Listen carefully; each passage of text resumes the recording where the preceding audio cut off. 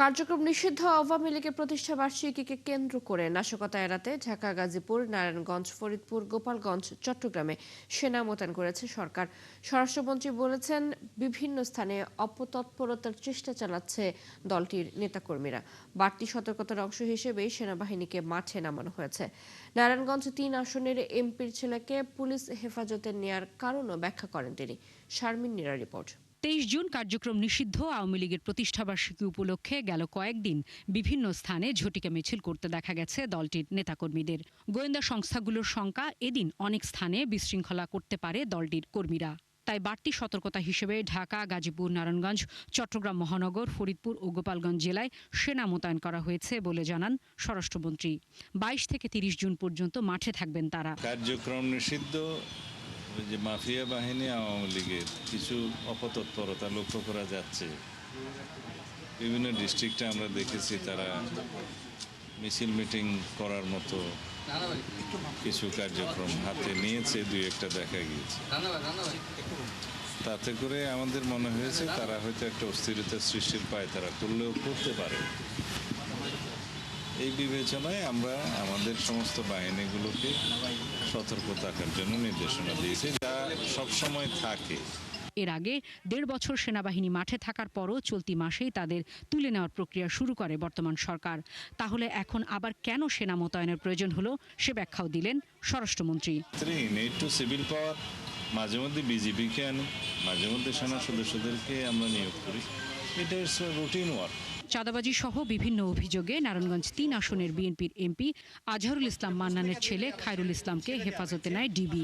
জিজ্ঞাসাবাদের পর তাকে ছেড়ে দেওয়া হয়। কারণ জানান স্বরাষ্ট্রমন্ত্রী। নারায়ণগঞ্জ-3 আসনের এমপির ছেলের কি কোনো বিশেষ অধিকার আছে?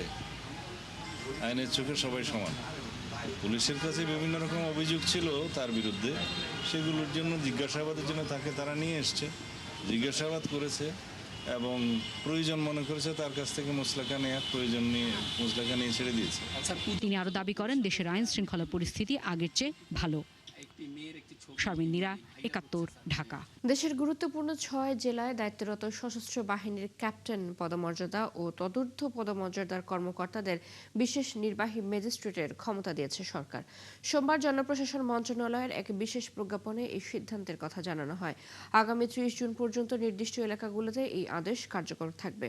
প্রজ্ঞাপনে ঢাকা মেট্রোপলিটন এলাকা, চট্টগ্রাম মেট্রোপলিটন এলাকা, গাজীপুর মেট্রোপলিটন এলাকা এবং নারায়ণগঞ্জ, গোপালগঞ্জ ও ফরিদপুর জেলায় 22 জুন থেকে নির্দেশনা কার্যকর করা হয়েছে। কার্যক্রম নিষিদ্ধ আওয়ামী লীগের প্রতিষ্ঠা বার্ষিকীকে কেন্দ্র করে নাশকতা এড়াতে চট্টগ্রামে সেনা মোতায়েন করেছে সরকার। সেখানকার আজকের পরিস্থিতি জানাতে যুক্ত হচ্ছেন সহকর্মী রাজীব বড়ুয়া। রাজীব, সেনাবাহিনী কখন থেকে তাদের কার্যক্রম শুরু করেছে এবং এই মুহূর্তে শহরের কি পরিস্থিতি দেখছেন? চৈতি, শুভ সকাল। আওয়ামী লীগের ৭তম প্রতিষ্ঠাবার্ষিকী উপলক্ষে আমরা দেখছি যে গতকাল থেকেই সরকার বিশেষ করে 6টি শহরে ব্যবস্থা নিয়েছে। তো সেই হিসেবে বলা হয়েছিল যে সেনাবাহিনী মোতায়েন করবে। তবে আমরা গতকাল থেকে এই পর্যন্ত আসলে চট্টগ্রাম শহরে কোথাও সেনাবাহিনীর টহল দিতে দেখিনি। তবে প্রচুর পরিমাণ পুলিশ আমরা দেখেছি, বিশেষ করে চট্টগ্রাম মহানগর আওয়ামী লীগের যে কার্যালয়, সেই কার্যালয়ের সামনে গতকাল রাতেও কিন্তু পুলিশের টহল ছিল এবং আজকে ভোর থেকেও আমরা দেখেছি সেখানে পুলিশের টহল রয়েছে। এছাড়া নগরের বিভিন্ন গুরুত্বপূর্ণ মোড়গুলোতে পুলিশের টহল রয়েছে এবং গতকালকে তারা কয়েকটি জায়গায় তারা চেকপোস্ট বসিয়েছিল এবং বিভিন্ন যানবাহন পরীক্ষা করছিলেন। তবে আজকে সকাল থেকে দেখছি বিভিন্ন রাস্তার মোড়ে মোড়ে পুলিশি টহল রয়েছে, কিন্তু সেনাবাহিনীর কোনো টহল আমরা আসলে এখনো পর্যন্ত আমাদের চোখে পড়েনি। যদিও চট্টগ্রাম মহানগরের প্রধান কার্যালয় রয়েছে নিউ মার্কেট এলাকায় এবং দক্ষিণ জেলার কার্যালয় রয়েছে লালদিঘির এলাকায়, ফলে এইসব জায়গায় আসলে কোনো ধরনের সেনাবাহিনী টহল আমরা দেখিনি। তবে আমরা সামাজিক যোগাযোগ মাধ্যমে দেখেছি যে চট্টগ্রামের কিছু জায়গায় গতকালকে প্রতিষ্ঠাবার্ষিকী উপলক্ষে আওয়ামী লীগের নেতাকর্মীরা কিছু ঝটিকা মিছিল করেছেন। এর আগেও আমরা দেখেছি যে মাঝে মধ্যে আওয়ামী লীগের নেতাকর্মীরা বিশেষ করে উপজেলা শহরগুলোতে ঝটিকা মিছিল করতে এবং মাঝে মধ্যে চট্টগ্রাম নগরের মধ্যেও কয়েকটি জায়গায় তারা ঝটিকা মিছিল করেছে এবং ঝটিকা মিছিলের পরে কিন্তু পুলিশকে তৎপর হতে দেখেছে এবং বেশ কয়েকজনকে তারা ওই সময় গ্রেফতার করেছিল। তো এটা আসলে এক ধরনের মাঝে মধ্যে তারা এই ধারাবাহিক প্রোগ্রামগুলো আসলে করে থাকে। তবে তবে গতকালকে সরকারের এই ধরনের ঘোষণার পরে আমরা আজকে সকাল থেকে বা গতকাল রাতেও কিন্তু কোথাও তেমন বিশেষ করে চট্টগ্রাম নগরীতে ঝটিকা মিছিল আওয়ামী লীগের নেতাকর্মীদের পক্ষ থেকে আসলে লক্ষ্য করিনি। আপনি জানেন যে এই আওয়ামী লীগের প্রতিষ্ঠাবার্ষিকী উপলক্ষে গতকাল থেকে শুরু করে আগামী 30 তারিখ পর্যন্ত সেনাবাহিনী টহল রাখার একটা নির্দেশ রয়েছে ঢাকা, চট্টগ্রাম, নারায়ণগঞ্জ, ফরিদপুর, গোপালগঞ্জ এবং গাজীপুরে। তো এই নির্দেশনা আমরা দেখেছি কাগজে কলমে আছে, কিন্তু বাস্তবে রাস্তায় কিন্তু সেনাবাহিনীর কোনো টহল দেখিনি। এবং গতকাল থেকে কিন্তু আইনশৃঙ্খলা বাহিনী তৎপর, বিশেষ করে পুলিশের আইনশৃঙ্খলা বাহিনী পুলিশের সদস্যরা তৎপর রয়েছে, তারা বিভিন্ন জায়গায় টহল দিচ্ছেন। এবং পুলিশ কমিশনার বলছেন যে আসলে কোনো ধরনের নৈরাজ্য বা কোনো ধরনের সন্ত্রাসী কার্যকলাপ যাতে করতে না পারে, এই জন্য তারা আসলে তৎপর রয়েছেন। চৈতি। রাজীব, ধন্যবাদ আপনাকে। আপনি আছেন সেখানে, নিশ্চয়ই পরবর্তীতে আবারও যুক্ত হব। দর্শক, চট্টগ্রামের পর এবার একটু যেতে চাচ্ছি নারায়ণগঞ্জে, সেখানকার পরিস্থিতি জানাবেন সহকর্মী হাবিবুর রহমান। হাবিব, শহরের এই মুহূর্তে পরিস্থিতি জানাবেন। সেনাবাহিনী কখন থেকে তাদের কার্যক্রম শুরু করেছে? গতকাল রাত 3টা থেকে সেনাবাহিনী এই নারায়ণগঞ্জে টহল শুরু করেছে। আমরা 3টা গাড়ি দিয়ে তারা মূলত তখন টহল কার্যক্রম শুরু করেছিল। তবে সকালবেলাও আমরা তাদেরকে দেখেছি প্রায় 8টা গাড়ি দিয়ে তারা শহর পরিদর্শন করতেছে এবং প্রদক্ষিণ করতেছে, যাতে কোনো প্রকার নাশকতা রুখতে তারা যথেষ্ট কাজ করে যাচ্ছে বলে আমরা অতিরিক্ত জেলা ম্যাজিস্ট্রেট আমাদেরকে জানিয়েছেন নারায়ণগঞ্জের। পাশাপাশি গতকাল রাত থেকে পুলিশের টহল আমরা খুব বেশি লক্ষ্য করেছি। আমরা দেখতে পেয়েছি যে আসলে পুলিশ কাজ করে যাচ্ছে এবং নারায়ণগঞ্জের বিভিন্ন থানায় আমরা যে খবরটা পেয়েছি যে পুলিশের ঝটিকা অভিযান এবং অভিযানে বেশ কিছু আওয়ামী লীগের নিষিদ্ধ সংগঠন, আওয়ামী লীগের অনেক নেতারা গ্রেফতার হয়েছেন। পাশাপাশি এখন পর্যন্ত আমরা সেনাবাহিনীর টহল দেখতে পেয়েছি। যেটা করেছে সেনাবাহিনী সেটা হচ্ছে 6টা ভাগে বিভক্ত হয়ে একজন লেফটেন্যান্ট কর্নেলের নেতৃত্বে তারা নারায়ণগঞ্জ সিটি কর্পোরেশনে দায়িত্বরত আছেন। পাশাপাশি যেটা জেলা প্রশাসন সূত্রে আমাদেরকে জানিয়েছে যে তারা নারায়ণগঞ্জের অন্যান্য যে উপজেলাগুলো আছে সেখানে তারা স্ট্রাইকিং ফোর্স হিসেবে কাজ করবে। তারা যদি প্রয়োজন হয় সেখানে তারা মুভ করবে। তবে গতকালকে থেকে মহানগরের যে সভাপতি আছে সাখাওয়াত হোসেন, তার নেতৃত্বে আমরা অনেকগুলো মিছিল দেখেছি। পাশাপাশি বিএনপিকে যথেষ্ট সতর্ক অবস্থায় সারা রাত মাঠে থাকতে দেখেছি। তারা রাতে এখানে থেকে তারা সকাল পর্যন্ত, এখনো আমাদের একটু আগে দেখা হয়েছে, তারা যাতে যে কোনো রকম নাশকতা রুখতে তারা মাঠে রয়েছেন প্রশাসনের পাশাপাশি দলীয় নেতাকর্মীরা, যাতে করে নারায়ণগঞ্জে কোনো প্রকার অস্থিতিশীল পরিস্থিতি না হয়। তবে যদি এখন পর্যন্ত আমরা কিন্তু এ ধরনের কোনো সংবাদ পাইনি যে নারায়ণগঞ্জের কোথাও কোনো নিষিদ্ধ সংগঠন আওয়ামী লীগের মিছিল, মিটিং কিংবা ঝটিকা তারা রাস্তায় নেমেছে। তো প্রশাসনের সতর্কতা হয়তো অব্যাহত থাকলে এ ধরনের নাশকতা রোধ করা সম্ভব হবে। চৈতি, এখন পর্যন্ত এই ছিল নারায়ণগঞ্জ আমাদের কাছে। হাবিব, ধন্যবাদ আপনাকে। আপনি আছেন সেখানে, নিশ্চয় পরবর্তীতে আবার আপনার কাছে যুক্ত হয়ে জেনে নেব সেখানকার পরিস্থিতি। প্রধানমন্ত্রীর চীন সফরে ঢাকা ও বেইজিং এর মধ্যে তিস্তার পানি বন্টন নিয়ে গুরুত্বপূর্ণ অগ্রগতি হবে বলে আশা করছেন তিস্তা পাড়ের মানুষ। তারা বলছেন বাংলাদেশ ও ভারতের মধ্যে তিস্তার পানি বন্টন নিয়ে অনিশ্চয়তার সমাধান হওয়া দরকার। আরও জানান, চীনের সহায়তায় প্রস্তাবিত তিস্তা নদী সমন্বিত ব্যবস্থাপনা ও পুনরুদ্ধার প্রকল্প বাস্তবায়নে কাজ করতে চান তারা। শাহ বায়েজিদ আহমেদ জানাচ্ছেন বিস্তারিত। উত্তরাঞ্চলের 5 জেলার কোল ঘেঁষে বয়ে যাওয়া তিস্তা নদী একসময় এ অঞ্চলের মানুষের জীবন জীবিকা, কৃষি ও জীববৈচিত্র্যের প্রধান অবলম্বন ছিল। কিন্তু পানির স্বল্পতা, নদী ভাঙন ও পরিবেশগত পরিবর্তনের কারণে আজ তিস্তা অনেকটা অকার্যকর। নদী ভাঙনে হাজার হাজার পরিবার তাদের ভিটেমাটি হারিয়ে নিঃস্ব। অন্যদিকে পানির অভাবে কৃষি, মৎস্য সম্পদ ও নদীকেন্দ্রিক অর্থনীতি ক্ষতিগ্রস্ত হচ্ছে। যদি এই তিস্তা পরিকল্পনা হয় তাহলে আমাদের এই এলাকার মানুষের জন্য অনেক সুবিধা, অনেক ভালো হবে। আশা করব এবার এই পরিকল্পনাটা অবশ্যই বাস্তবায়ন হবে। আবার ভবিষ্যতে ইনশাল্লাহ এটা নিয়ে আরো যত তাড়াতাড়ি সম্ভব কাজ করা সম্ভব, উনি এই কাজটা এই বিষয়ে দেখবে। নদীতে মাছ ধরা ছিল তিস্তা পাড়ের বহু মানুষের প্রধান পেশা। কিন্তু উজানে ভারতের একতরফা পানি প্রত্যাহার ও নদীতে অতিরিক্ত পলি জমে তলদেশ ভরাট হয়ে যাওয়ায় নদীর স্বাভাবিক প্রবাহ ও জীববৈচিত্র্যে বড় ধরনের পরিবর্তন এসেছে। আমাদের এই এলাকার মানুষ আমরা ত্রাণ চাই না, আমরা চাই তিস্তা মহাপরিকল্পনা বাস্তবায়ন হোক। সরকারের কাছে আমাদের এইটা অনুরোধ দাবি যে আমরা এই তিস্তা মহাপরিকল্পনা দ্রুত গতি হলে আমাদের খুব ভালো হবে। পূর্ব হিমালয় থেকে উৎপন্ন প্রায় 414 কিলোমিটার দীর্ঘ তিস্তা নদী ভারতের সিকিম ও পশ্চিমবঙ্গ অতিক্রম করে বাংলাদেশে প্রবেশ করে এবং পরে ব্রহ্মপুত্রের সঙ্গে মিলিত হয়। দীর্ঘদিন ধরে দুই দেশের মধ্যে পানি বন্টন চুক্তির আলোচনা চললেও ভারতের অভ্যন্তরীণ রাজনৈতিক জটিলতার কারণে এখনো কোনো স্থায়ী সমঝোতা হয়নি। এ পরিস্থিতির প্রতিবাদে বিএনপি, জামাত সহ বিভিন্ন রাজনৈতিক ও সামাজিক সংগঠন দীর্ঘদিন ধরে আন্দোলন সংগ্রাম চালিয়ে যাচ্ছে। আমরা চাই সকল শ্রেণী পেশা সকল মানুষের এই দাবির প্রতি সরকার পূর্ণ সমর্থন দিয়েছে। কাজ আমরা শুরু করব, পরীক্ষা নিরীক্ষা চলছে। যদি তিস্তা মহাপরিকল্পনা বাস্তবায়ন না করা হয় তাহলে উত্তর অঞ্চলের জনগণ ঢাকা ঘেরাও করে সারা দেশব্যাপী দেশকে অচল করে দেওয়া হবে। তিস্তাপাড়ের মানুষ বলছেন, প্রধানমন্ত্রীর চলমান চীন সফরে তিস্তা মহাপরিকল্পনা ও নদী পুনরুদ্ধার প্রকল্প বাস্তবায়নের বিষয়ে দৃশ্যমান অগ্রগতি হওয়া প্রয়োজন। প্রধানমন্ত্রীর চীনের সফরের মধ্য দিয়ে দুই দেশের মধ্যে যে উন্নয়নের যে সেতুবন্ধন তৈরি হয়েছে এটা আরও বিকশিত হবে এবং দুই দেশের সম্পর্ক আরও উন্নয়ন হবে। এই ক্ষেত্রে তিস্তা মহাপরিকল্পনা বাস্তবায়নের ক্ষেত্রে একটা ইতিবাচক ফল বয়ে আনবে। বিশ্লেষকদের মতে তিস্তার সুষ্ঠু পানি ব্যবস্থাপনা নিশ্চিত না হলে শুধু উত্তরাঞ্চল নয়, পুরো বাংলাদেশের জলবায়ু ও পরিবেশগত ঝুঁকি আরও বাড়বে। শাহ বাইজিদ আহমেদ, ৭১, রংপুর। রবিবার রাত থেকে সোমবার পর্যন্ত বৃষ্টিপাত না হওয়ায় সিলেটের প্রধান দুই নদী সুরমা ও কুশিয়ারার পানি বিপদসীমার নিচ দিয়ে প্রবাহিত হচ্ছে, আর সুনামগঞ্জে নদ নদীর পানি বাড়লেও এখনও বিপদসীমার নিচ দিয়ে বইছে। সিলেট পানি উন্নয়ন বোর্ড জানিয়েছে, ভারতের মেঘালয় ও আসামে ভারী থেকে অতি ভারী বৃষ্টিপাতের সম্ভাবনা থাকায় পরিস্থিতির অবনতি হওয়ার আশঙ্কা রয়েছে। তবে এখনো পর্যন্ত সুরমা কুশিয়ারার পানি বিপদসীমার নিচ দিয়ে প্রবাহিত হচ্ছে, আর ভারতের বৃষ্টির ধারা অব্যাহত থাকলে আগামী 2-1 দিনের মধ্যে নদী দুটির পানি বিপদসীমা অতিক্রম করতে পারে।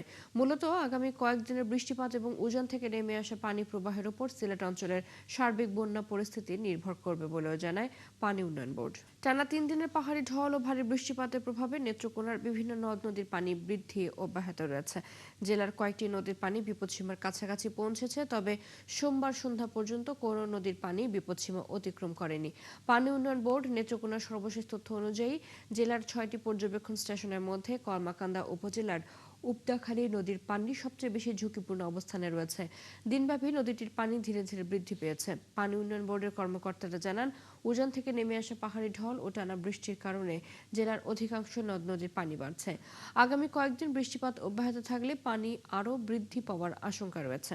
সুনামগঞ্জের তাহিরপুর উপজেলার বড়দল গ্রামে ঢলের পানিতে বসতঘর ভেঙে এক মানসিক ভারসাম্যহীন যুবক নিখোঁজ হয়েছেন। সোমবার এই ঘটনা ঘটে। ইউপি সদস্য জুয়েল আহমেদ জানান, বড়দল পুরানহাটির রুবেল মিয়া একজন মানসিক ভারসাম্যহীন ব্যক্তি। তাকে দীর্ঘদিন ধরে বসতঘরে শিকল দিয়ে বেঁধে রেখে আসছিল পরিবার। সোমবার সকালে পাহাড়ি ঢলে হঠাৎ ঘরটি ভেঙে নদীতে তলিয়ে যায়। এ সময় শিকলে বাঁধা অবস্থায় ওই যুবক তলিয়ে যায়। খবর পেয়ে ফায়ার সার্ভিসের ডুবুরি দল ও পুলিশ ঘটনাস্থলে পৌঁছে উদ্ধার কাজ চালালেও যুবককে উদ্ধার করা যায়নি। তাহিরপুর থানার ভারপ্রাপ্ত কর্মকর্তা আমিনুল ইসলাম জানান, তাকে উদ্ধারের অভিযান চলছে। সুনামগঞ্জে নদ নদীর পানি বাড়লেও এখনো বিপদসীমার নিচ দিয়ে বইছে। সেখানকার আজকের পরিস্থিতি জানাতে যুক্ত হচ্ছেন সহকর্মী শহীদ নূর আহমেদ। শহীদ নূর, আজ নদ নদীগুলোর কি অবস্থা দেখছেন? বন্যা পরিস্থিতি নিয়ে কোনো পূর্বাভাস দিয়েছে কিনা পানি উন্নয়ন বোর্ড? তৃষা, ধন্যবাদ আপনাকে। দেখুন, আমরা গতকালকেও কিন্তু পানির খবরাখবর জানিয়েছিলাম। আমরা প্রথমেই যদি জানাই, এখনো পর্যন্ত সুনামগঞ্জে বন্যা পরিস্থিতি দেখা দেয়নি এবং নদীর পানি স্থিতিশীল অবস্থায় আছে। পানি উন্নয়ন বোর্ড থেকে একটু আগেও যেমনটা জানানো হয়েছে, সুরমা নদীর পানি গেল সন্ধ্যা রাতে বাড়লেও এখনো রাতে বৃষ্টিপাত না হওয়ার কারণে এখনো পর্যন্ত আসলে পানি বৃদ্ধি পায়নি এমনটাই জানানো হয়েছে এবং পানি একটি স্টেবল অবস্থানে আছে, অর্থাৎ স্থিতিশীল অবস্থানে আছে। আমি যদি আপনাকে জানানোর চেষ্টা করি, এই যে উজান থেকে যে ঢল আসছিল, সেই ঢলের কারণে সুনামগঞ্জের নদী তীরবর্তী নিম্নাঞ্চলে এক ধরনের বন্যা আতঙ্ক বিরাজ করছিল। এ কারণেই কিন্তু ঢলের রাস্তাঘাট ডুবে গিয়েছিল। এই ডুবে যাওয়ার কারণে শঙ্কা ছিল যে বন্যা হয়ে যাবে বা আতঙ্কগ্রস্ত ক্ষতিগ্রস্ত ছিল। এই কারণে জেলা প্রশাসনের পক্ষ থেকে বাড়তি নিরাপত্তা নেওয়া হয়েছিল এবং ত্রাণ ও দুর্যোগ যে অধিদপ্তরের যে কমিটিতে কিন্তু বরাদ্দ সহ এই কন্ট্রোল রুম খুলে দেওয়া এবং উদ্ধার তৎপরতা সহ বিভিন্ন কার্যক্রমের কথা জেলা প্রশাসনের পক্ষ থেকে ঘোষণা করা হয়েছিল। কিন্তু আমরা দেখেছি গতকাল থেকে যে বৃষ্টিপাত কম হওয়ার কারণে এবং যখন এই পানি কমে যাওয়ার কারণে একটু স্বস্তি ফিরে এসেছে নিম্নাঞ্চলে। আমরা যদি জানানোর চেষ্টা করি, এই সুনামগঞ্জের তাহিরপুরে কিন্তু ঢোলের পানিতে একজন ভারসাম্যহীন ব্যক্তির মৃত্যুর খবর আমরা পেয়েছি। এখন পর্যন্ত আসলে সুনামগঞ্জের যে এই পানি বৃদ্ধি অব্যাহত রয়েছিল, আজ রাতে পানি না বাড়ায় কিন্তু এই স্বস্তি ফিরে এসেছে। তবে পানি উন্নয়ন বোর্ড জানিয়েছে উজানে 48 ঘন্টা বৃষ্টিপাতের পূর্বাভাস রয়েছে। এই কারণে পানি উন্নয়ন বোর্ডের নির্বাহী প্রকৌশলী মামুন হাওলাদার বলেছেন যে এখনো পর্যন্ত আসলে তারা এই বন্যা সংখ্যা থেকে তারা আসলে এখনো ওইভাবে স্পষ্ট করে বলছেন না। তবে যদি পানি বৃদ্ধি পায় তাহলে এই নদী তীরবর্তী অঞ্চলে একটু চাপ সৃষ্টি হতে পারে এবং পানি আসলে বৃদ্ধি পেলে এখানে বন্যা পরিস্থিতি দেখা দিতে পারে। তৃষা। শহীদ নূর, ধন্যবাদ আপনাকে। সুনামগঞ্জ থেকে যুক্ত ছিলেন সহকর্মী শহীদ নূর আহমেদ। বর্ষার শুরুতে আগ্রাসী হয়ে উঠছে পদ্মা, বাড়ছে ভাঙনের তীব্রতা। এরই মধ্যে ফরিদপুর সদর উপজেলার নর্থ চ্যানেল ইউনিয়নের অন্তত আধা কিলোমিটার এলাকা নদীর গর্ভে বিলীন হয়ে গেছে। ভাঙনের মুখে রয়েছে ফসলি জমি, বাড়িঘর, মসজিদ, স্কুল ও ইউনিয়ন স্বাস্থ্যসেবা কেন্দ্র সহ বিভিন্ন স্থাপনা। স্থানীয়রা বলছেন ভাঙন রোধে কোনো স্থায়ী ব্যবস্থা নেওয়া হয়নি, আর জেলা প্রশাসক বলছেন বরাদ্দ পেলে ব্যবস্থা নেওয়া হবে। মনিরুল ইসলাম টিটুর তথ্য ছবিতে প্রতিবেদন। নদী ভাঙনে বিলীন হচ্ছে ফরিদপুরের সদর উপজেলার নর্থ চ্যানেল ইউনিয়নের ইসমতুল্লাহ ডাঙ্গি সহ আশপাশের অন্তত 5টি গ্রাম। চলতি বছরে অন্তত 10টি বাড়ি সহ কয়েকশো একর ফসলি জমি এরই মধ্যে নদীতে বিলীন হয়ে গেছে। স্থানীয়দের দাবি, অপরিকল্পিতভাবে বালু লুট এবং শুকনো মৌসুমে ভাঙন রোধে ব্যবস্থা না নেয়ায় ভাঙনের তীব্রতা বাড়ছে। তারা জানান, যে কোনো সময় একটি প্রাথমিক বিদ্যালয়, কমিউনিটি ক্লিনিক, মসজিদ সহ বাড়িঘর নদীতে ভেঙে যেতে পারে। ওইখানে একটা মাঝখানে, নদীর মাঝখানে একটা চরের মতো আছে, তো ওই পারে ডেজার লাগানোর ফলে ওই ডেজারের মাটিটা নদীর মাঝে পড়ার ফলে ওইখানে একটু উঁচু হয়ে যায়। উঁচু হওয়ার ফলে এই নদীর স্রোতটা নিকটবর্তী হয়ে আসে এবং নদীর তীরে চলে আসে। 1-1.5-2 কিলো এই ভাঙতেই আসতেছি। এখন তো নদীর স্রোত একটু কম, তাই এত ভাঙতেছি। স্রোত যখন বাড়বে তখন তো আরো ভাঙবে। এলাকাবাসী বলছে, স্থাপনার পাশাপাশি বিপুল পরিমাণ ফসলি জমিও নদীগর্ভে বিলীন হওয়ার পথে। বিদ্যালয় থেকে নদীর দূরত্ব ছিল প্রায় 3 থেকে 4 কিলোমিটার। দীর্ঘদিন যাবৎ প্রতি বছর একটু একটু করে ভাঙতেই আসছে। এখন বিদ্যালয় থেকে নদীর দূরত্ব মাত্র 100 মিটার বা তারও কম হবে। আমাকে আপনার সহায়তা সাহায্য করবে, আমাদের বাড়ি বাঁচাবে। এ জায়গায় স্কুল, কলেজ, মসজিদ, মাদ্রাসা সব পাকা রাস্তা নদীতে নিয়ে চলছে। আমাদের বাড়ি ঘর জায়গার মতো কোনো জায়গা নাই, কোনো স্থান নেই। আমাদের সরকার টাকা দেয়, গাংটা বাইন্দের ব্যবস্থা করে। এদিকে ফরিদপুরের জেলা প্রশাসক মাঝারুল ইসলাম বলেন, সাময়িকভাবে ভাঙন ঠেকাতে ব্যবস্থা নেওয়া হচ্ছে, তবে বাজেট পাওয়া সাপেক্ষে স্থায়ী বাঁধ নির্মাণ করা হবে। বিভিন্ন আমাদের মিটিংগুলোতে এইগুলো নিয়ে কথা বলছি এবং সরকারি যে ঊর্ধ্বতন কর্তৃপক্ষ, সংশ্লিষ্ট মন্ত্রণালয়েও আমরা যোগাযোগ করছি প্রায়োরিটি বেসিসে এখানে বাদ দেওয়ার জন্য, স্থায়ী বাদ দেওয়ার জন্য। নদী ভাঙন রোধে দ্রুত ব্যবস্থা নেওয়ার দাবি জানিয়েছেন এলাকাবাসী। হাসিবা আলী বর্ণা, 71। ফরিদপুরে পদ্মার ভাঙনের সবশেষ খবর জানাতে যুক্ত হচ্ছেন সহকর্মী মনিরুল ইসলাম টিটু। টিটু, নদী ভাঙনের সবশেষ খবর জানাবেন। এলাকায় কি কি ক্ষয়ক্ষতি হয়েছে, এছাড়া প্রশাসন থেকে কোনো ব্যবস্থা নেওয়া হচ্ছে কিনা? চৈতি, ফরিদপুর সদর উপজেলার নর্থ চ্যানেল ইউনিয়নের ইউসুফ মাতুব্বরের ডাঙ্গি এলাকা গত 1 মাস ধরেই কিন্তু পদ্মা নদী ভাঙছে। আর এই ভাঙনের কারণে এই এলাকার বাড়ি ঘর এবং ফসলি জমি এরই মধ্যে বিলীন হয়ে গেছে। একই সাথে ভাঙনের মুখে রয়েছে একটি প্রাথমিক বিদ্যালয় এবং একটি কমিউনিটি ক্লিনিক ও একটি মসজিদ সহ বেশ কয়েকটি স্থাপনা। তো এখানকার মানুষ বলছেন যে এই নদী ভাঙনের কারণে তারা কিন্তু বারবার প্রশাসনের কাছে জানিয়ে আসছিল যে দ্রুত যাতে এই সংস্কার কাজ শুরু হয় অথবা নদী ভাঙন থামানোর কাজ শুরু হয়, কিন্তু এখানে প্রশাসনের উদ্যোগে গত 1 মাসে কোনো ব্যবস্থা নেওয়া হয়নি, যে কারণে অর্ধ কিলোমিটার এলাকা কিন্তু এরই মধ্যে নদীগর্ভে চলে গেছে।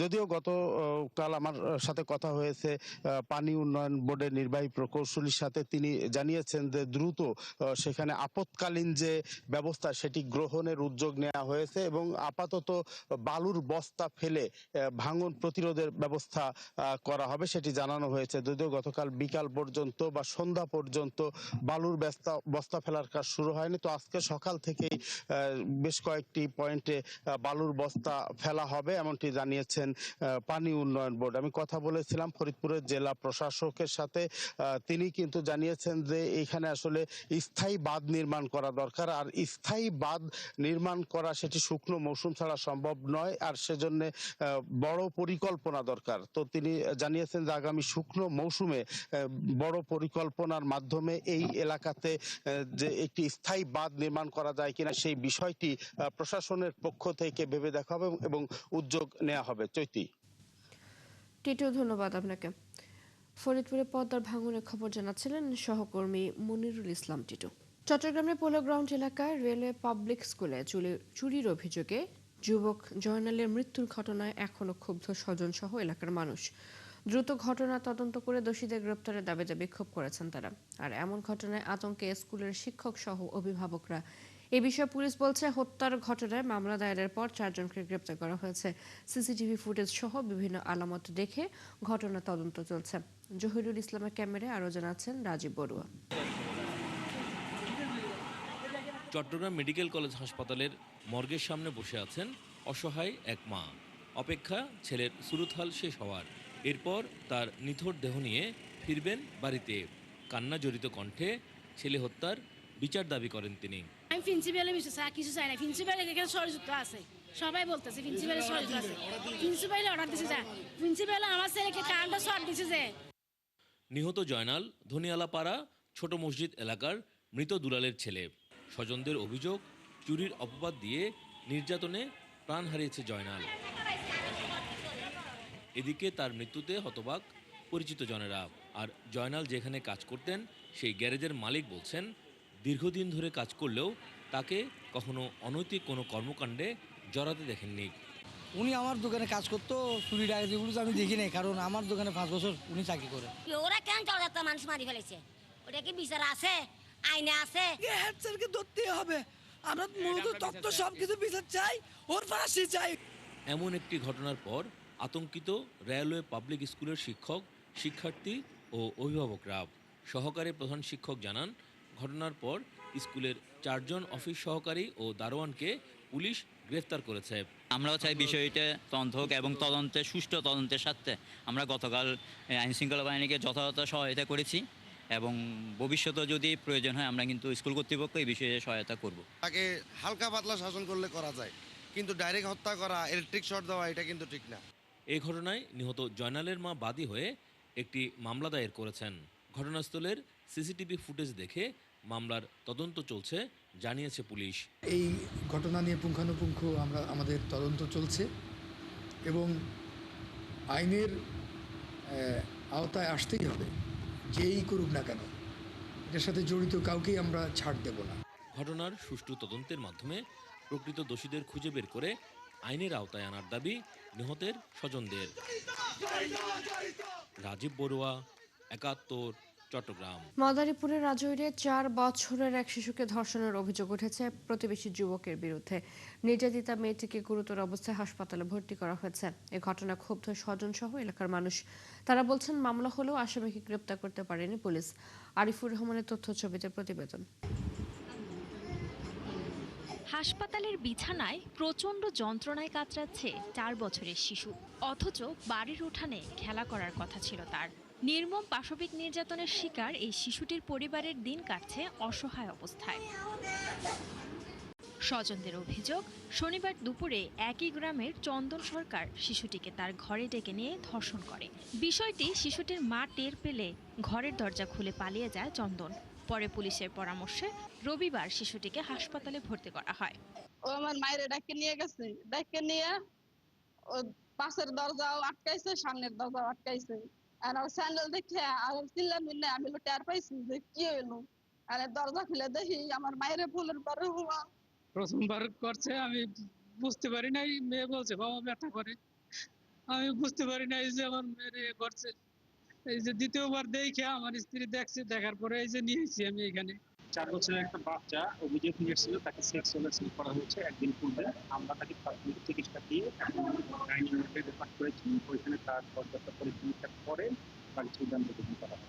এই ঘটনায় একটি মামলা দায়ের করেছে ভুক্তভোগীর পরিবার। প্রয়োজনীয় আইনি ব্যবস্থা নেওয়ার আশ্বাস দিয়েছে পুলিশ। পিঠে 2-3 দাগ আছে, আঁচড়ের দাগের মতো, বুঝছেন। পরবর্তীতে আমরা মামলা নিয়েছি, মামলা নিয়ে মেডিকেলের জন্য পড়াইছি। আসামি তো আসলে ধরা দেখো না, না আসামি পলাতক আছে। ঘটনার পর এলাকা ছেড়ে পালিয়েছে অভিযুক্ত চন্দন। তাকে খুঁজে বের করে আইনের আওতায় আনার দাবি জানিয়েছে ভুক্তভোগী পরিবারটি। শান্ত ইসলাম, ৭১। ব্রাহ্মণবাড়িয়ার নবীনগরের শিপ্রা রানী দাস ধর্ষণ ও হত্যা মামলার প্রধান আসামি তাজুল ইসলাম প্রকাশ কাজলকে গ্রেপ্তার করেছে পিবিআই। সোমবার সংবাদ সম্মেলনে পিবিআই কর্মকর্তারা জানান, দীর্ঘদিন ক্লুলেস থাকার পর মামলাটির হস্তান্তর করা হয় পিবিআই এর কাছে। এক পর্যায়ে মামলার অন্যতম সহযোগী আসামি কালু সাহাকে গ্রেপ্তার করা হয়। তার দেওয়া তথ্য ও তথ্য প্রযুক্তির বিশ্লেষণ শেষে অভিযান চালিয়ে নোয়াখালীর সোনাইমুড়ি রেল স্টেশন এলাকা থেকে তাজুল ইসলাম প্রকাশ কাজলকে গ্রেপ্তার করা হয়। প্রাথমিক জিজ্ঞাসাবাদে আসামি কাজল শিপ্রা রানী দাসকে হত্যার কথা স্বীকার করেছে। নগার পাহাড়পুর বৌদ্ধবিহারে ঘুরতে আসা এক বিদেশি চীনা পর্যটককে হেনস্থা, ভিডিও ধারণ এবং তা সামাজিক যোগাযোগ মাধ্যমে ছড়িয়ে দেওয়ার অভিযোগে আব্দুল মাবুদ বা হিরো নানা নামের এক যুবককে আটক করেছে টুরিস্ট পুলিশ। আটককৃত আব্দুল মাবুদের বাড়ি জয়পুরহাট সদর উপজেলার চণ্ডীপুর গ্রামে। সোমবার সেখান থেকে তাকে আটক করা হয়। এর আগে 1 সপ্তাহ আগে পাহাড়পুর বৌদ্ধবিহারে ঘুরতে আসেন ওই চীনা নাগরিক। সেখানে অভিযুক্ত আব্দুল মাবুদ তাকে নানাভাবে হেনস্থা করেন এবং তার অনুমতি ছাড়াই ভিডিও ধারণ করেন। পরবর্তীতে সেই ভিডিওটি সামাজিক যোগাযোগ মাধ্যমে ছড়িয়ে দেওয়া হয়। এই নিয়ে সচেতন মহলে ক্ষোভের সৃষ্টি হলে টুরিস্ট পুলিশ বিষয়টি আমলে নেয়। আমরা দেখার সাথে সাথে টুরিস্ট পুলিশ নওগাঁ জোন আমরা তাৎক্ষণিকভাবে অভিযান পরিচালনা করে আসামিকে ট্রেস করে তাকে আমরা গ্রেপ্তার করি। তার বিরুদ্ধে আইনানুগ ব্যবস্থা চলমান। খুলনার আলোচিত সন্ত্রাসী গ্রেনেড বাবুর 5 জন সহযোগীকে গ্রেপ্তার করেছে জেলা গোয়েন্দা পুলিশ। পরে তাদের স্বীকারোক্তিতে উদ্ধার করা হয়েছে আগ্নেয়াস্ত্র। সোমবার এক সংবাদ সম্মেলনে খুলনা মহানগর গোয়েন্দা পুলিশের ডেপুটি কমিশনার মোহাম্মদ আহাদুজ্জামান মিয়া এ তথ্য নিশ্চিত করেন। তিনি জানান, রবিবার রাতে ঢাকার বংশাল এলাকার একটি আবাসিক হোটেলে অভিযান চালিয়ে তাদের গ্রেপ্তার করা হয়। আটককৃতরা হলেন আকরাম ফয়সাল, আল আমিন, তুষার শিকদার, সাজ্জাদ হাসান সাব্বির এবং আসিফ। পরে তাদের দেয়া তথ্যে বিদেশি পিস্তল, রিভলভার ও গুলি উদ্ধার করা হয়। গ্রেপ্তারকৃত প্রত্যেকের বিরুদ্ধে একাধিক মামলা রয়েছে বলেও জানিয়েছেন তিনি। আমরা ওৎপেতে থাকি, ওৎপেতে থাকার পরে যখন সে আসে তখন তাকে গ্রেপ্তার করে আমরা ওই রুমে হানা দিই। হানা দেওয়ার পরে পাশাপাশি দুটো রুম থেকে আমরা বাকি 4 জনকে গ্রেপ্তার করি। খুলনা মহানগর পুলিশ কোনো প্রকার কোনো সন্ত্রাসী বাহিনী গোষ্ঠীর অস্তিত্ব বরদাস্ত করবে না। এখানে আমাদের মাননীয় কমিশনার মহোদয়ের একটাই নির্দেশনা, হয় এই মহানগর এলাকায় জনগণের নিরাপত্তা এবং তাদের সার্বিক জানমালের নিরাপত্তা এবং আইন শৃঙ্খলা পরিস্থিতি স্বাভাবিক রাখার স্বার্থে মহানগর পুলিশ স্যারের নেতৃত্বে কোনো ধরনের আইনি ব্যবস্থা গ্রহণ করতে পিছপা হবে না। লিবিয়ায় বাংলাদেশি এক যুবকের উপর অমানবিক নির্যাতনের ভিডিও পাঠিয়ে পরিবারের কাছে মুক্তিপণ আদায়ের অভিযোগ উঠেছে দালাল চক্রের বিরুদ্ধে। সেই ভিডিও দেখে হৃদরোগে আক্রান্ত হয়ে মারা গেছেন যুবকের মা ও বাবা। পরিবারের দাবি, কয়েক দফায় প্রায় 85 লাখ টাকা দেওয়ার পর এখন খোঁজ পাওয়া যাচ্ছে না মাদারীপুরের রফিকুল ইসলাম রাব্বির। আরিফুর রহমানের তথ্য ছবিতে প্রতিবেদন। পরিবারের সচ্ছলতা ফেরাতে ইতালি যাওয়ার স্বপ্ন নিয়ে 2 বছর আগে বাড়ি ছাড়েন মাদারীপুরের যুবক রফিকুল ইসলাম রাব্বি। কিন্তু ইতালি পৌঁছার আগেই লিবিয়ায় আটকা পড়েন তিনি। সেখানে নির্যাতনের শিকার হওয়ার ভিডিও পাঠিয়ে পরিবারের কাছ থেকে মুক্তিপণ আদায়ের অভিযোগ ওঠে মানব পাচারকারী চক্রের বিরুদ্ধে। স্বজনদের দাবি, নির্যাতনের সেই ভিডিও দেখে মারা যান রাব্বির বাবা মা। এরপরও থামেনি মুক্তিপণের দাবি। ভিটেমাটি বিক্রি ও ঋণ নিয়ে কয়েক দফায় প্রায় 85 লাখ টাকা শোধ করলেও 1 সপ্তাহ ধরে কোনো খোঁজ মিলছে না রাব্বির।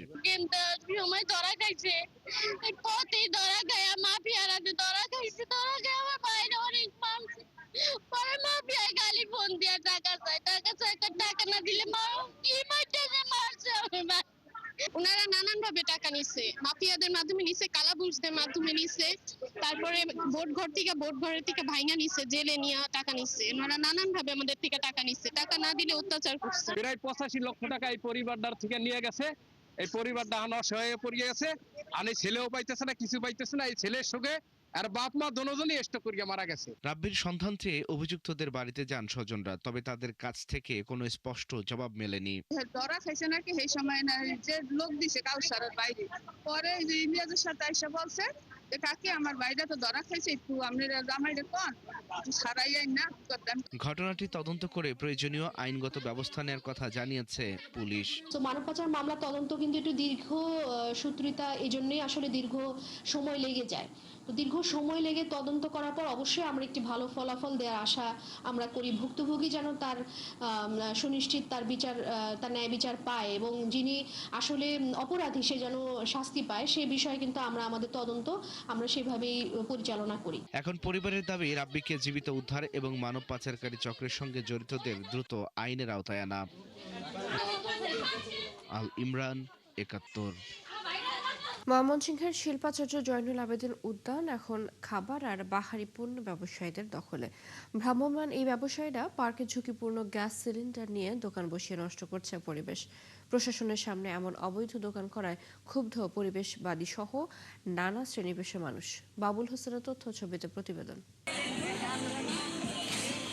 ব্রহ্মপুত্র পাড়ের ছায়া শীতল পরিবেশ ব্যস্ত নগরবাসীর বিনোদনের প্রধান কেন্দ্র, কিন্তু এই নৈসর্গিক পরিবেশ এখন ঝুঁকির মুখে। প্রতিদিন বিকেল থেকে মধ্যরাত পর্যন্ত গ্যাস সিলিন্ডার বসিয়ে চলছে কাবাব, লুচি, পুরি, সিঙ্গারা ও পেঁয়াজু সহ নানা খাবার তৈরি। সচেতন মানুষেরা বলছেন এতে দূষিত হচ্ছে পরিবেশ। সবাই আসছে, আমি করতে আসছি ব্যবসা, সবাই তো পেটে দিয়ে আসে। পার্কের পরিবেশ থাকবে গাছগাছালির জন্য, মানুষ আসবে বিনোদনের জন্য, হাঁটাহাঁটি করার জন্য। একটু অগোছালো পরিবেশ, তো এখানে আসলে ফ্যামিলিকে নিয়ে ওইভাবে টাইম স্পেন্ড করার মতো পরিবেশ নাই। পুরাটা সহ এখানে একেবারে দোকানদারা বসায় দিছে, মানে তাদের দোকানদারা বসায় রাখছে। আমরা যে হাঁটবো, একটু ক্লান্ত হলে একটা জায়গায় বসবো, সে জায়গাটা পর্যন্ত নাই। যে প্রশাসন, সিটি কর্পোরেশন এবং জেলা প্রশাসন এবং পুলিশ প্রশাসন, এই তিনটা সেক্টরে এই আজকের এই পরিস্থিতির জন্য দায়ী। যদিও টুরিস্ট পুলিশ বলছে সিলিন্ডার বসিয়ে রান্না করায় পরিবেশের কোনো ঝুঁকি নেই। লোকজন কিন্তু ঘুরতেও আসবে না যখন এখানে কোনো একটা কিছু না পাওয়া যায়। এক মোড় থেকে আরেক মোড়ে চলে যাবে কিছু একটা কেনার জন্য, তো তারা এখানে কিছু পাবে না, লোকজন আস্তে আস্তে এখানে বিমুখ হয়ে যাবে। এ নিয়ে উদ্বেগ প্রকাশ করে পরিবেশ কর্মীরা জানান, যেভাবে পার্কের ভেতর দোকানপাট গড়ে উঠেছে তাতে কদিন পর নগরবাসী শ্বাস ফেলার জায়গা পাবে না। এখানে এইভাবে যদি চলতে থাকে তাহলে দেখা যাবে যে অচিরে আমাদের যারা স্বস্তির জন্য এখানে পার্কে আসে তাদের আশাটাও বন্ধ হয়ে যাবে। আর সিটি প্রশাসক জানান, বিষয়টি জেলা প্রশাসক ও পুলিশ সুপারকে জানিয়েও কোনো সমাধান হয়নি। অন রেকর্ড বলতেছি, এর জন্য কিন্তু ময়মনসিংহ সিটি কর্পোরেশন কোনোভাবেই দায়ী থাকবে না। সেখানে যদি কোনো বড় দুর্ঘটনা করে, আমরা বারবার বলছি, আমি পুলিশ সুপারকে বলেছি, আমার কাছে অনেক তথ্য প্রমাণ আমি পুলিশ সুপার এবং ডিসি সাহেবকে দিয়েছি যে এখান থেকে এটি সরাতে হবে। পার্কের সৌন্দর্য ও পরিবেশ রক্ষায় সিটি কর্তৃপক্ষকে সাথে নিয়ে সমস্যার স্থায়ী সমাধানের আশ্বাস দিয়েছেন জেলা প্রশাসক। এটা একটু খোলা পার্ক, তো সেখানে এরকম ভাসমান দোকান থাকাটা অস্বাভাবিক না, তবে যেটা যেন নিয়ন্ত্রিত হয় সেজন্য আমরা সিটি কর্পোরেশন এবং জেলা প্রশাসনের পক্ষ থেকে আমরা যদি সার্বিকভাবে ঐক্যবদ্ধভাবে কাজ করি তাহলে আমরা একটা স্থায়ী সমাধান দিতে পারব। পার্কের সৌন্দর্য ও নগরবাসীর বিনোদনের জায়গাটি ব্যবসায়ীদের দখল থেকে আগলে রাখবে প্রশাসন ও সিটি কর্তৃপক্ষ, এমন প্রত্যাশা ময়মনসিংহবাসীর। আল ইমরান, ৭১। বান্দরবানের নাইখংছড়ি সীমান্তে মাদক বিরোধী বিশেষ অভিযানে ১,৭৯,০০০ পিস বার্মিজ ইয়াবা জব্দ করেছে বর্ডার গার্ড বাংলাদেশ। সোমবার সন্ধ্যায় জারুলিয়া ছড়ি বিওপির কাজুবাদাম বাগান এলাকায় এই অভিযান পরিচালনা করা হয়। বিজিবি জানায়, গোপন সংবাদের ভিত্তিতে পরিচালিত অভিযানে চোরা কারবারিরা বিজিবির উপস্থিতি টের পেয়ে ইয়াবার চালান ফেলে পালিয়ে যায়। পরে ঘটনাস্থল থেকে 10টি কার্টুনে রাখা ইয়াবাগুলো জব্দ হয়। জব্দ মাদকের আনুমানিক বাজার মূল্য ৩,২,৩৭,০০০ টাকা। দেশের শিক্ষা ব্যবস্থাকে প্রযুক্তি নির্ভর ও কর্মমুখী করতে সরকার গুরুত্ব দিচ্ছে বলে জানিয়েছেন শিক্ষামন্ত্রী ডক্টর আ.ন.ম এহসানুল হক মিলন। সোমবার নোয়াখালী বিজ্ঞান ও প্রযুক্তি বিশ্ববিদ্যালয়ের 20তম বিশ্ববিদ্যালয় দিবস উদযাপনে অংশ নেন শিক্ষামন্ত্রী। পরে তিনি জানান, সরকার কারিগরি শিক্ষার সম্প্রসারণ, প্রযুক্তি ব্যবহারে শিক্ষকদের প্রশিক্ষণ এবং দক্ষতা ভিত্তিক পাঠক্রম প্রণয়নের উপর গুরুত্ব দিচ্ছে। বিশ্ববিদ্যালয়গুলোকে দক্ষ মানব সম্পদ গঠনে ভূমিকা রাখতে প্রধানমন্ত্রী যুগান্তকারী উদ্যোগ নিচ্ছেন বলেও জানান এহসানুল হক মিলন। শিক্ষাকে অর্থাৎ যারা তারেক রহমান আমাদের প্রধানমন্ত্রী শিক্ষাকে সবচেয়ে বেশি গুরুত্ব দিয়েছেন। আমরা কখনো ভাবতে পারি না যে শিক্ষা মন্ত্রণালয়ের বাজেট হঠাৎ করে তিনি বললেন আমি জিডিপির 5% পর্যন্ত দেব। শুধু দেননি, আমাকে নির্দেশ দিয়েছেন কার্যকর পদক্ষেপ নিতে। নারায়ণগঞ্জের রূপগঞ্জ উপজেলা পরিষদ নির্বাচনকে সামনে রেখে গণসংযোগ করেছেন চেয়ারম্যান পদপ্রার্থী যুবদল পূর্বাঞ্চল কেন্দ্রীয় কমিটির সভাপতি মোফাজ্জল হোসেন স্বপন। রবিবার উপজেলার ভুলতা ও গাউসিয়া এলাকায় গণসংযোগ করেন তিনি। এ সময় উপস্থিত ছিলেন ভোলাবো ইউনিয়ন পরিষদের চেয়ারম্যান আলমগীর হোসেন টিটু সহ গোলা কান্দাইল ও ভুলতা ইউনিয়নের বিভিন্ন শ্রেণী পেশার মানুষ। গণসংযোগ শেষে মোফাজ্জল হোসেন স্বপন বলেন, দল থেকে মনোনয়ন পেলে একটি আধুনিক ও উন্নত রূপগঞ্জ গড়ে তোলার কাজ শুরু করবেন। ঢলের পানি নেমে যাওয়ায় সিলেটের জনপ্রিয় পর্যটন কেন্দ্র সাদা পাথরে ভ্রমণ নিষেধাজ্ঞা প্রত্যাহার করা হয়েছে। বিষয়টি নিশ্চিত করেছেন কোম্পানীগঞ্জ উপজেলা নির্বাহী কর্মকর্তা মোহাম্মদ রবিন মিয়া। তবে সিলেটের অন্যান্য পর্যটন কেন্দ্র আনুষ্ঠানিকভাবে বন্ধ ঘোষণা করা না হলেও ভ্রমণকারীদের সতর্ক থাকার পরামর্শ দিয়েছে স্থানীয় প্রশাসন। বিশেষ করে গোয়াইনঘাটের জাফলং, বিছানাকান্দি ও লালাখাল এলাকায় ভ্রমণের ক্ষেত্রে প্রশাসনের নির্দেশনা মেনে চলতে বলা হয়েছে।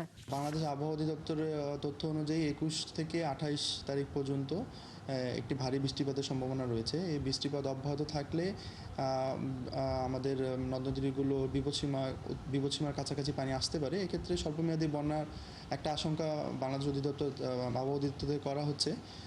তবে যদি এ ধরনের কোনো সম্ভাবনা থাকে সেক্ষেত্রে আমাদের প্রয়োজনীয় ব্যবস্থাপনা এবং প্রস্তুতি রয়েছে। 700 বছরের ইতিহাসে এই প্রথমবারের মতো সিলেটের হযরত শাহজালাল রহমতুল্লাহ মাজারে ভক্তদের দান করা অর্থ জনসম্মুখে গণনা করা হলো। দানের অর্থ ব্যবস্থাপনায় স্বচ্ছতা ও জবাবদিহিতা নিশ্চিত করতে জেলা প্রশাসন থেকে এই পদক্ষেপ নেওয়া হয়েছে। এই উদ্যোগকে স্বাগত জানিয়েছেন বহু ভক্ত, যদিও পুরো প্রক্রিয়া নিয়ে প্রশ্ন তুলেছেন মাজার ব্যবস্থাপনায় জড়িতরা। মোহিত দিদারের তথ্য ছবিতে প্রতিবেদন। বৃহস্পতিবার বিকেলে জেলা প্রশাসনের সিলগালা করা দান বাক্স সোমবার জোহরের নামাজের পর মাজার প্রাঙ্গণে জনসম্মুখে খোলা হয়। একই সঙ্গে খোলা হয় বহুল আলোচিত 3টি পিতলের ডেকচি। বিদায়ী জেলা প্রশাসক সারোয়ার আলমের নেতৃত্বে প্রশাসনের কর্মকর্তারা টাকা গণনা শুরু করেন। তা চলে সন্ধ্যা পর্যন্ত। দানবাক্স খোলার খবর ছড়িয়ে পড়লে মাজার প্রাঙ্গণে উৎসুক জনতার ভিড় জমে। গণনা শেষে মোট 17,65,559 টাকা এবং 7 আনা স্বর্ণ পাওয়া যায়। এই উদ্যোগকে আমরা স্বাগত জানাই। আর ডিসি সারোয়ার আলম এই হিসাবকে দেখাইছেন না, সিলেটবাসীকে চোখে আঙ্গুল দিয়ে দেখিয়ে দিচ্ছেন যে আপনারা 4 দিনে কত টাকা উঠতে পারে। এখন পুরো 700 বছরের হিসাবটা মিলিয়ে নেবেন এই 4 দিনের হিসাবে। 4 দিনে যদি লক্ষ লক্ষ টাকা উঠে, তাইলে বছরের পর বছর কি পরিমাণের টাকা উঠে। আজকে যে দানবাক্সের টাকাটা সুন্দরভাবে সবার উপস্থিতিতে বন্টন হচ্ছে, দেখা যাচ্ছে কত টাকা উঠতেছে, এটা আসলে অনেক ভালো লাগতেছে। এইটাই হওয়া দরকার। তো এতে মোট প্রাপ্ত টাকা হচ্ছে 17 লক্ষ নগদ টাকা, 17,65,549 টাকা। এর আগে গত বৃহস্পতিবার দানের অর্থের ব্যবস্থাপনার স্বচ্ছতা নিশ্চিত করতে মাজারের বিদ্যমান দান বাক্সে নতুন তালা লাগানো হয়। একই সঙ্গে জেলা প্রশাসনের উদ্যোগে বসানো হয় নতুন দান বাক্স। আমাদের এখন মেইন কনসার্ন যেটা হলো যে অবশ্যই মাজারটাকে একটা সুন্দর ইসলামিক কমপ্লেক্সে রূপান্তরিত করার একটা পরিকল্পনা করা, একই সাথে এটা যে আয় ব্যয়, সেই আয় ব্যয়ের হিসাবটা যেন অবশ্যই থাকে এবং স্বচ্ছ হয় এবং এটা যেন পাবলিকটা ওপেন করা হয়, যাতে সবাই জানতে পারে যে মাজারে কত টাকা আয় হলো 1 মাসে বা 1 বছরে, এবং সেটা কি ব্যয় হচ্ছে, কোন কাজ ব্যয় হচ্ছে, কি করছে, এটা সবাই যেন একটা মতামত দিতে পারে। তবে এমন প্রশাসনিক তৎপরতা নিয়ে প্রশ্ন তোলে মাজার সংশ্লিষ্টরা। তারা বলেন, পুরো প্রক্রিয়ায় মাজার কর্তৃপক্ষকে যথাযথভাবে সম্পৃক্ত করা হয়নি। স্পষ্টতা, উন্মুক্তভাবে তিনি গণনাও করেছেন।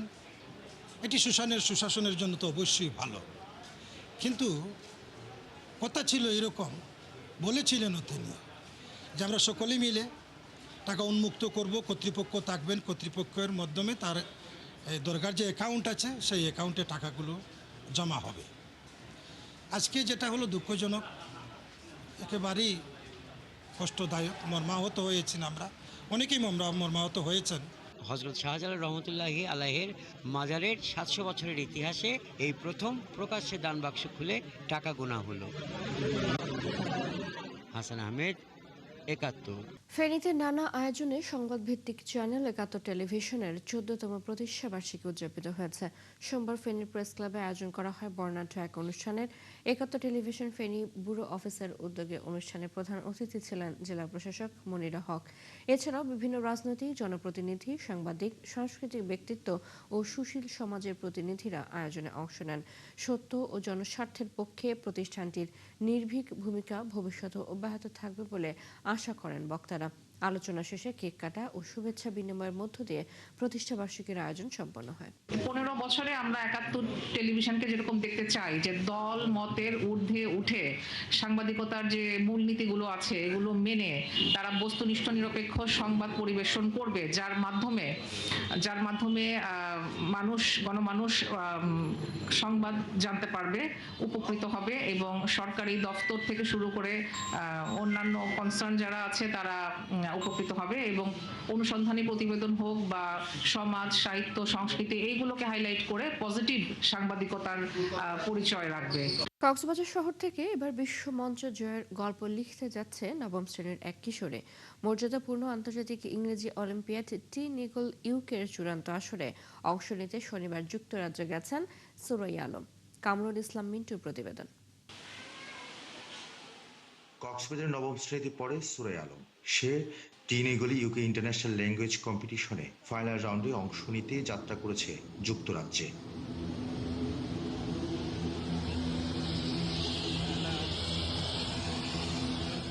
ইংরেজি ব্যাকরণ ও ভাষা দক্ষতা, সৃজনশীলতা ও সমালোচনামূলক চিন্তা ভাবনা যাচাইয়ের এই প্রতিযোগিতায় ৭০টি দেশের মেধাবী শিক্ষার্থীরা অংশ নেবে তার সাথে, যাদের বয়স ৮ থেকে ১৮ বছরের মধ্যে। যুক্তরাজ্যে পাড়ি দেওয়ার আগে ৭১কে সুরাইয়া জানায় সে প্রথমে দেশভিত্তিক প্রিলিমিনারি রাউন্ডে অংশ নিয়ে উত্তীর্ণ হয়। এখন যুক্তরাজ্যে গিয়ে তার মেধার স্বাক্ষর রাখতে চায়। Well, it wasn't that much easy. Well, I have applied in more than 9 Olympiads and got chances to go to more than 9 countries, including UK, USA, Canada, Singapore. But I have chosen UK because I was always fascinated by UK. এই ছোট্ট বয়সে আন্তর্জাতিক মঞ্চে যাওয়ার মতো ইংরেজি দক্ষতা অর্জন করা মোটেও সহজ ছিল না। সুরাইয়া জানায় তার এই বদলে যাওয়ার পেছনের কারিগর কক্সবাজারের ইংরেজি শেখার অনন্য প্রতিষ্ঠান speak up. In this journey, Speak Up helped me, the Russell sir, and he was always with me and he supported me the most. Even he gave me extra classes for this Olympiads and that's all. Speak আপের প্রধান mentor রাসেলের চোখে এটি কেবল একজন শিক্ষার্থীর বিদেশ যাত্রা নয়, এটি অবহেলিত জনপদ থেকে বিশ্বমঞ্চে উঠে আসার উদাহরণ। এটি একটি পরিবর্তনের গল্প, শূন্য থেকে শিখরে যাওয়ার গল্প। So this is phenomenal.